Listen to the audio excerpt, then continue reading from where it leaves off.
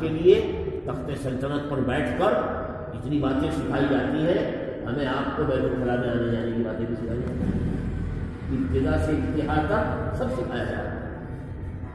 ہم اور آپ اس سیکھنے کے کتنے محتاج ہیں، اس لیے دعاؤں کا اہتمام۔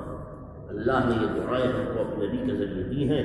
ہمارے آقا صلی اللہ علیہ وسلم اپنے تمام اعمال میں، نبوت والے سارے اعمال میں، دین اور شریعت کے تمام احکامات میں جیسے کمال رکھتے ہیں، ہر چیز میں ہمارے آقا کو کمال حاصل ہے۔ تمام نبیوں پر علماء نے لکھا کہ دعا میں بھی کمال حاصل ہے۔ اتنی دعائیں سکھا گئے ہیں، کسی نبی نے اپنی امت کو اتنی دعائیں نہیں سکھائی ہمارے آقا صلی اللہ علیہ وسلم، کیونکہ دعا کے ذریعے آدمی کا تعلق اللہ سے قائم ہوتا ہے۔